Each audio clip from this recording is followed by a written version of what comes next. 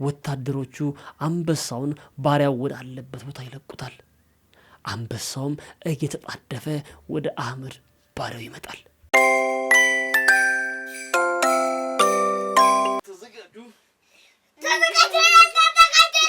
አሁን መኪና የት ነው የምንሄደው?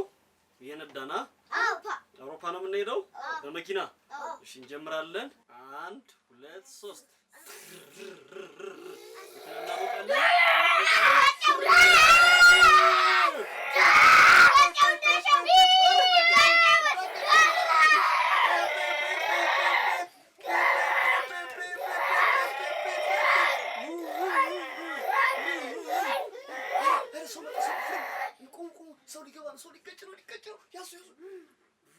እናሳልፋችሁ። ለፉ ተሻገሩ። አረ ቆይ ሻገሩ ነው ተሻገሩ ቀራችሁ። አባባ ተሻገሩ።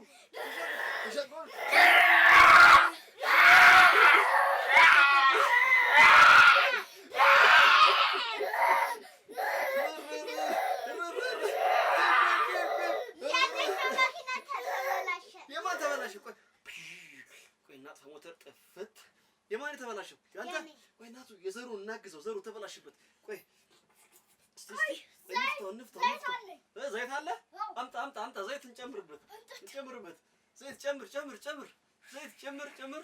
እስቲ ሞክረው። እስቲ ያስነሳው። ያስቸግራል።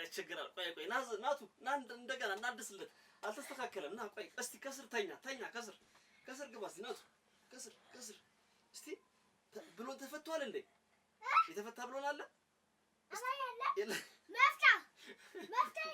መፍቻ አምጣ። እስኪ ግባና እስኪ አስተካክልለት። እስኪ ዘሩ ሞክረው። እስኪ ይነሳል። እስኪ ሞክር። እስኪ ያስነሳው። ሜዳለ እሱ ከስር ተኪኖ አይደለም መኪናው አለ። ቆይ ተኛ። ሞክር። እናቱ ተኛ። ከስር ይለት። እስኪ ያስነሳ። ማስነሳ ብቻ ድን በቃ ተነስቷል። በቃ ናቱ በቃ ድጋሜ ሰራው። በደንብ ሰርለት። በቃ እስር አመስግነው። ዘሩ አመሰግናለሁ ብሎ እግዚአብሔር ይስጥልኝ። አሁን ልንሄድ ነው። ቆይ ናቱን እንጠብቀው። ልንሄድ ነው። እኩል ነው። እሺ ምን ተያይዘን ነው የምንሄደው? ስንት ሰዓት ሆነ? በቃ እንፍጠን።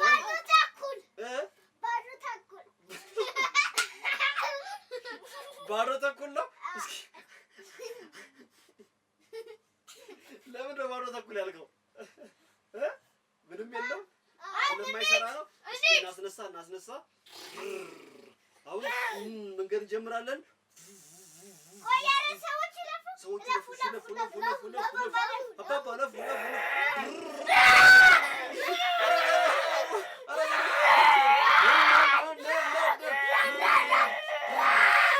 በቃ አሁን ደግሞ ምሳ እንብላ።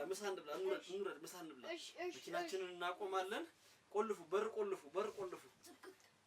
በቃ የዛሬው መኪና መንዳት ውሏችን ይሄን ይመስል ነበር። እናመሰግናለን። ቻው በሏቸው። ቻው። ምሳችንን ልንበላ ልንሄድ ነው። ቻው። ሰላም ልጆች እንዴት ናችሁ? ዛሬ ይዤላችሁ ቀረብኩት የተረት ርዕስ ከዚህ በአዘጋጅ ተስፋዬ ሰይድ ከተዘጋጀው ጉሮና አይጧ ከተሰኘው የተረት መጽሐፍ ላይ የኮበለለው ባሪያና አንበሳው ይሰኛል። ለብዙ ጊዜ አንድ ቤተ መንግስት ውስጥ አህመድ የሚባል ሰው በአገልጋይነት ይኖር ነበረ።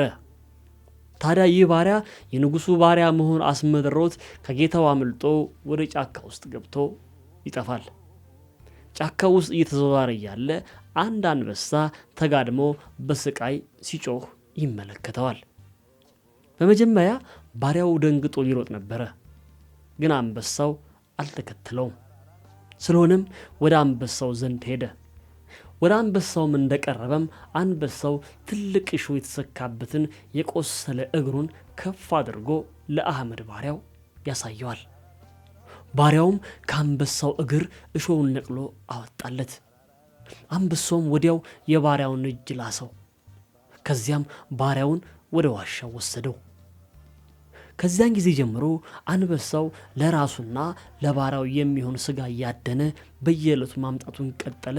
ከባሪያው ጋርም አብረው መኖር ጀመሩ።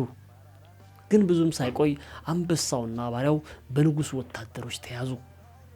ንጉሱም ለወታደሮቹም ለአንበሳውም ምንም አይነት ምግብ እንዳይሰጥና ለብዙ ቀናት እንዲያስርቧቸውና የራበው አንበሳ ተለቆ ባሪያውን እንዲበላው ትዕዛዝ ይሰጣል።